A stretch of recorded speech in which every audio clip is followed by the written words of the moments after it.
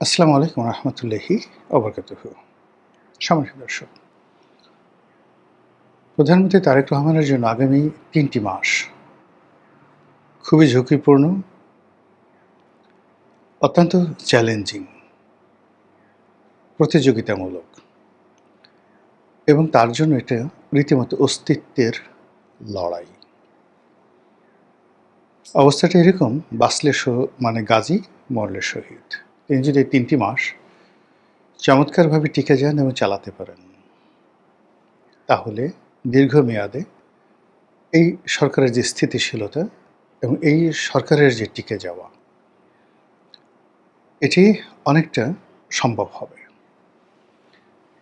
কিন্তু এই ৩ মাসে যদি তিনি ব্যর্থ হন কিংবা ব্যর্থতার পথে এখন যেভাবে এগুচ্ছেন সেভাবে এগুতে থাকেন, তাহলে আর যাই হোক না কেন, ব্যক্তি হিসেবে তারেক রহমান সাহেব, তারপর তার পরিবার, তারপর তার দল এবং তার দলের সঙ্গে অন্যান্য যে সকল সাঙ্গপাঙ্গ, সাহায্যকারী, সহযোগী যারা জুটেছেন, সকলের জন্য এক বিভীষিকাময় দুর্নিবার বিপদ এবং বিপত্তি অপেক্ষা করছে। সেটা কেন এবং কিভাবে, একটা একটা করে আমি খুব ধীরে সুস্থে বলার চেষ্টা করব সংক্ষেপে। প্রথম কারণটা হলো প্রাকৃতিক। আপনি দেখুন যে কতগুলো পরিবার যাদের জীবনে দুর্ভোগ দুর্দশা নিত্য নৈমিত্তিক, কতগুলো পরিবার, কতগুলো ব্যক্তি যাদের জীবনে হতাশা, অপমান, দুঃখ, দুর্দশা, এমনকি আরও মারাত্মক কিছু, এটি অহরহ ঘটে থাকে। এদের জন্ম হয় মূলত কষ্ট পাওয়ার জন্য। কোনো পাপ না করলেও কি করেন আল্লাহ রাব্বুল আলামিন জানেন, এটা একটা প্রাকৃতিক বিষয়। তো সেই দিক থেকে আপনি যদি শহীদ প্রেসিডেন্ট জিয়াউর রহমান, তাহলে কিংবা বেগম খালেদা জিয়া, এদের জীবনের পুরোটা আপনি মূল্যায়ন করুন। আমরা এখন অনেকে বেগম জিয়াকে স্লোগান দিচ্ছি, কিন্তু তিনি তো জীবনের একটা বিরাট সময় ১৭ বছর যে কষ্ট করেছেন, এটা পৃথিবীর কয়জন নারী এই কাজগুলো করেছে? কিংবা ধরুন এরশাদের জমানাতে তিনি পুরো ৯টি বছর, এখানে ১৭ বছর বা ১৯ বছর, 111 থেকে এই পর্যন্ত ১৯ বছর তিনি যে কষ্ট করেছেন, আর ১০ বছর এরশাদের জমানাতে, তো ১০ আর ১৯, ২৯ বছর কন্টিনিউয়াসলি তিনি অপমানিত হয়েছেন, লাঞ্ছিত হয়েছেন, কষ্ট পেয়েছেন। তার আগে তার স্বামীর মৃত্যু, যে বীভৎস মৃত্যু, এবং পরিবারটি যেভাবে অসহায় করে রেখে যাওয়া হয়েছে। অর্থ সংকট ছিল, দুটো, একটা বালক আর একটি কিশোর সন্তান। তাদেরকে নিয়ে এই বিধবা মহিলার জীবনের যে সংগ্রাম, আচ্ছা বলুন তো, এই সংগ্রামের সঙ্গে আপনি তার আভিজাত্য, তার শিক্ষা, তার প্রাপ্তি, এগুলো মেলাতে পারবেন না। মনে হচ্ছে যে প্রাসাদ নন্দিনী প্রাসাদের মধ্যে বসে বন্দিনী হিসাবে কাঁদছেন। ওনার কষ্টগুলো, ওনার বেদনাগুলো যদি একত্রে করে দেওয়া হয়, এই কষ্ট আপনি রাস্তার যে একজন মজুর আছেন, যিনি ইটের ভাটায় কাজ করেন আর সেই ইটের চুল্লির পাশে ঘুমিয়ে যান না খেয়ে, তাকেও যদি বলা হয় তুমি এই কষ্টগুলো নাও, কষ্টগুলো নেওয়ার পরে প্রধানমন্ত্রীর চেয়ারে বসো, রাজি হবেন না। এরপরে আসেন জিয়াউর রহমান সাহেব, সব কথা বাদ দেন। তিনি খালেদ মোশাররফের জমানাতে গ্রেপ্তার হলেন। ওই সময়টি তার বন্দি জীবন। পরবর্তীতে ক্ষমতা আরোহণ করার পরে আনুমানিক প্রায় ১০০-র মতো কূ হয়েছে, গোপন এবং প্রকাশ্যে। এর মধ্যে অন্তত ৪০টি কূ তিনি দমন করেছেন। এর প্রতিটা সময় এই খবর যখন আসছে, তার হৃদয় এবং মন মানসিকতার মধ্যে যে ভয়, আতঙ্ক, ঘৃণা, অনিশ্চয়তা তৈরি হয়েছে। এ জীবন কারো কাম্য নয়। এরপর তিনি যেভাবে তাকে মারা হয়েছে, ছিন্ন বিচ্ছিন্ন করে দেওয়া হয়েছে লাশ। আপনাদের মধ্যে কে বলেন তো রাজি হবেন যে ৩.৫ বছর আপনি ক্ষমতায় থাকবেন, ক্ষমতার পর চট্টগ্রাম সার্কিট হাউসে আপনাকে ওভাবে জিয়াউর রহমানের মতো ব্রাশ ফায়ার করে মেরে ফেলা হবে? এরকম ঘোষণা দিয়ে বাংলাদেশে একজন লোক আপনি পাবেন? কেউ পাবেন না, কেউ যাবে না। এখন তারেক রহমান সাহেবের জীবনে আসেন। তিনি কিশোর বয়সে পিতা হারিয়েছেন। তার মায়ের দুর্ভোগ এবং দুর্দশা চাক্ষুষ তিনি দেখেছেন, এবং কোনো সন্তানই তার পিতামাতার এই দুঃখ কষ্ট ধারণ করলে তার স্বাভাবিক মনোবিকাশ হয় না। এরপর তার নিজের উপর যে জুলুম চলেছে, অত্যাচার চলেছে, এবং তিনি ১৮-১৯ বছর এক্সাইলে দেশের বাইরে ছিলেন। কাজে আপনি চিন্তা করুন, এই জিয়া পরিবারের উপরে যে সকল গ্রহ নক্ষত্রের নড়াচড়া হচ্ছে,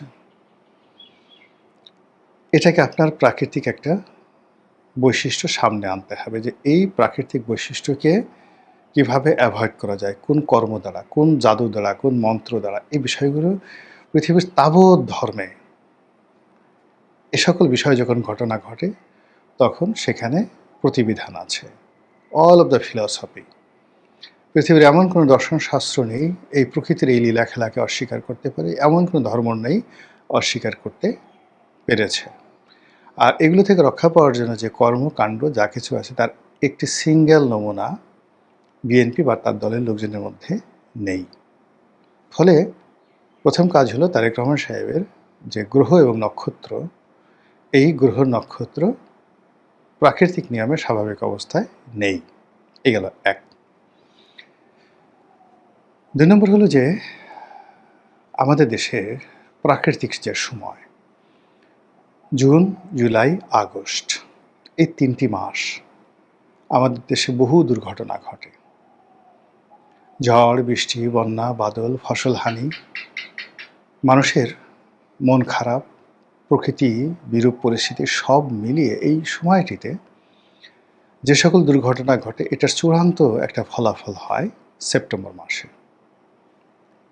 কাজেই এই যে তারেক রহমান সাহেবের এখন যে সময় জুন মাস যাচ্ছে, জুন, জুলাই, আগস্ট, এই ৩টি মাসের যা কিছু কর্ম এটি সেপ্টেম্বর মাসে আপনারা দেখতে পাবেন। আপনি যদি শেখ হাসিনার জীবন দেখেন, একই ঘটনা ঘটেছে। আপনি যদি জিয়াউর রহমানের ঘটনা দেখেন, এরশাদের ঘটনা দেখেন, তারপর খন্দকার মোশতাকের ঘটনা দেখেন, সবই কিন্তু জুন, জুলাই, আগস্ট, সেপ্টেম্বর, সেপ্টেম্বরের শেষ সব কিছু।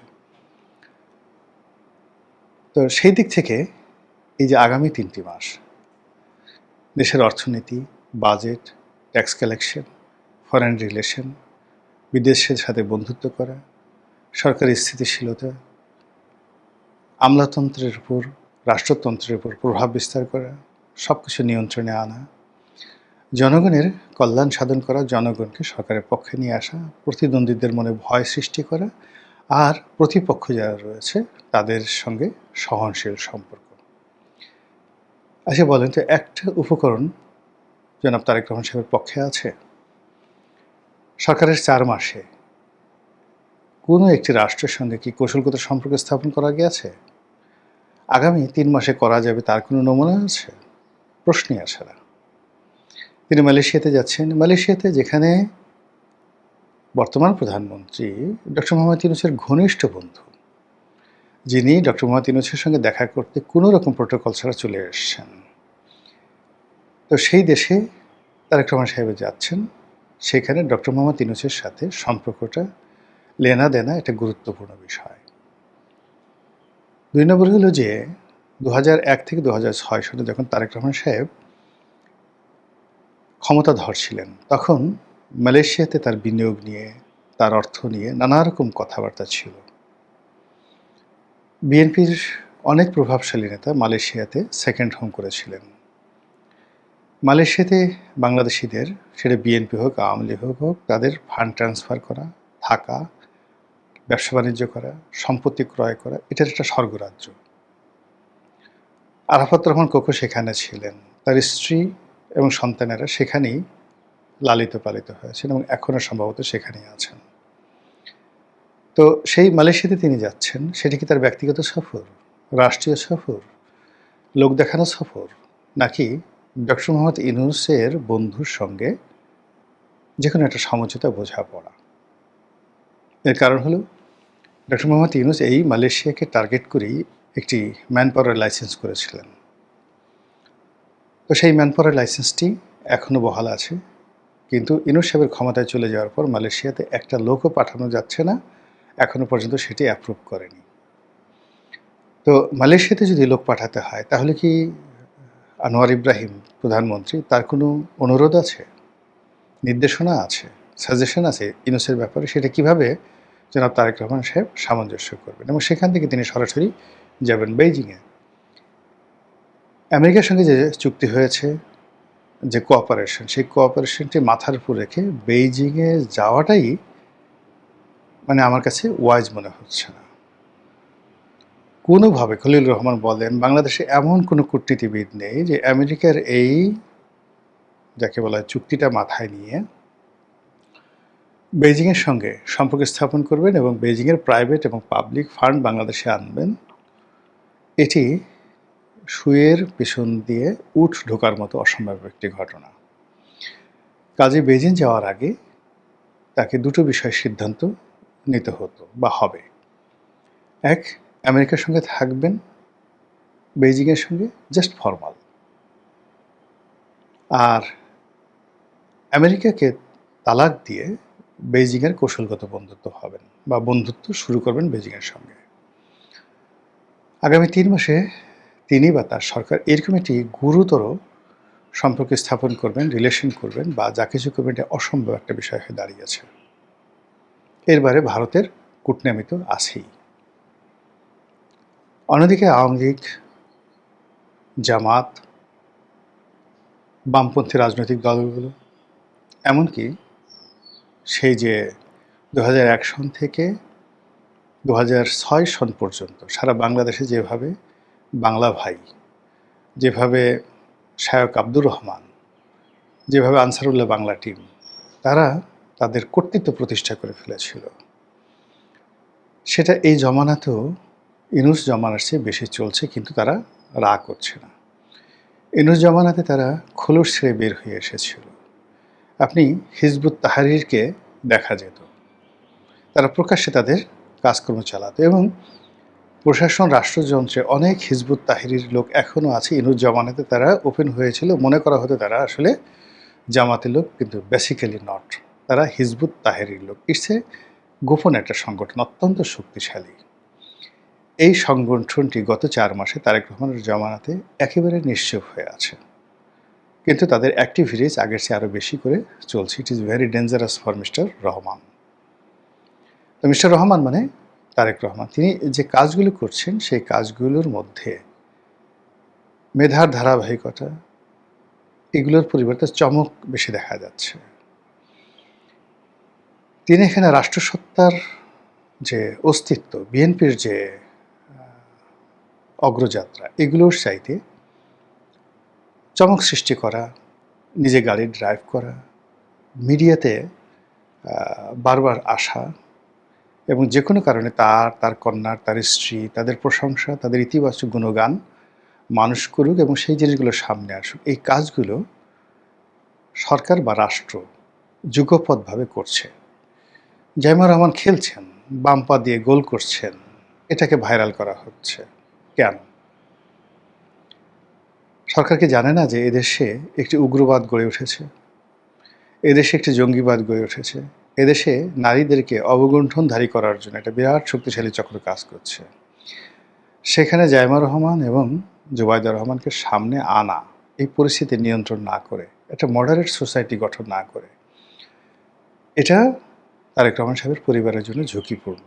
কেন তিনি সেই কাজগুলো করছেন? 2 নম্বর হলো তিনি গাড়ি চালাচ্ছেন, বেল্ট বেঁধে নিজে নিজে গাড়ি চালাচ্ছেন। ইটস এ ডেঞ্জারাস গেম, মারাত্মক ডেঞ্জারাস গেম বাংলাদেশের মতো জায়গাতে। কেন তিনি এই কাজগুলো করছেন? কেন তার গাড়ি চালানোর শখ? তিনি তো 2001 থেকে 6 পর্যন্ত অনেক গাড়ি চালিয়েছেন। ইংল্যান্ডে অনেক গাড়ি চালিয়েছেন। গাড়ি চালানো তার একটা প্যাশন, তার একটা ফ্যাশন। ভালো গাড়ি তার পছন্দ, এটা আমরা সবাই জানি। কিন্তু রাষ্ট্র পরিচালনার স্বার্থে এই বিষয়গুলোকে একটু বাদ দেওয়া যায় না? এই গাড়ি চালানোটাকে একটু বাদ দেওয়া যায় না? এটা তার ব্যক্তিত্ব নষ্ট করছে। তাকে মানে অনেকে টিটকারির বিষয়বস্তু বানিয়ে ফেলছে এবং তার যে পুরো প্রোটোকল এবং তার বিধি ব্যবস্থাকে ঝুঁকির মধ্যে ফেলে দিচ্ছে। কাজে তাকে সিদ্ধান্ত নিতে হবে তিনি গাড়ি চালাবেন না রাষ্ট্র পরিচালনা করবেন। তিনি বিমানে বসে ফাইল দেখবেন, গাড়িতে বসে ফাইল দেখবেন। প্রতিটি মুহূর্তে তার একটা মুভিং স্টেশন থাকে, কিন্তু তিনি যদি নিজে ড্রাইভ করেন, ড্রাইভিং সিটে থাকেন, ওই সময়টাতে তার আসলে ড্রাইভিং ছাড়া অন্য কোনো চিন্তা করা যায় না। নাম্বার 1। নাম্বার 2 হলো ড্রাইভিং এমন একটা বিষয় যাদের মাল্টি ডাইমেনশনাল চিন্তা থাকে, বহুমুখী চিন্তা থাকে। একসাথে 10টা চিন্তা যারা করে তারা কোনোদিন গাড়ি ড্রাইভ করে না, করতে পারে না। আর যারা ড্রাইভার বা গাড়ি চালায় বা খুব দক্ষ গাড়ি চালায়, তারা একটা নির্দিষ্ট দিকে কনসেন্ট্রেট থাকতে পারেন, আর দুনিয়ার অন্য কোনো চিন্তা বা 2-3টে চিন্তা একসাথে করতে পারেন না। ইট মিনস তারেক রহমান সাহেব একসাথে 3-4টা চিন্তা, 3-4টা সমস্যার সম্ভাবনা একসাথে তিনি করতে পারেন না। এটা তার ড্রাইভিংয়ে তিনি যত বেশি নিজেকে এক্সপার্ট দেখাবেন, তত এই জিনিসটা প্রমাণ হবে। তিনি কি সেটা জানেন? তো এই যে যা কিছু হচ্ছে, সব কিছুই আগামী 3 মাসের মধ্যে একটা সেটেলমেন্টে চলে আসবে এবং সেই সেটেলমেন্টটা আমাদের কারোর জন্যে সহজ নয়। অনেক কিছু ট্রান্সফর্ম হচ্ছে, অনেক কিছু ধূমায়িত হচ্ছে, অনেক কিছুর রসায়ন তৈরি হচ্ছে, সামনে পেছনে, পর্দার আড়ালে, আকাশে বাতাসে, নদী সমুদ্রে পাহাড়ে, সব জায়গাতে। এটা কোনো ছেলে খেলা নয়। আশা করি সরকারি যারা কর্তা ব্যক্তি রয়েছেন, গবেষক রয়েছেন, দার্শনিক রয়েছেন, চিন্তাবিদ রয়েছেন, অর্থনীতিবিদ রয়েছেন, আমার চেয়ে বহু বহু পণ্ডিত, কিন্তু ক্ষমতার কাছাকাছি থাকলে, ক্ষমতার মধ্যে থাকলে অনেক জিনিস বোঝা যায় না, যেটা আমরা দূর থেকে বুঝতে পারি কম বুদ্ধি থাকা সত্ত্বেও। বিষয়গুলো তারা যদি চিন্তা করেন, তাহলে আমাদের সবার জন্য কল্যাণকর। মহান আল্লাহ আমাদের সবাইকে হেদায়েত দান করুন, হেফাজত করুন। আসসালামু আলাইকুম ওয়া রাহমাতুল্লাহি ওয়া বারাকাতুহু।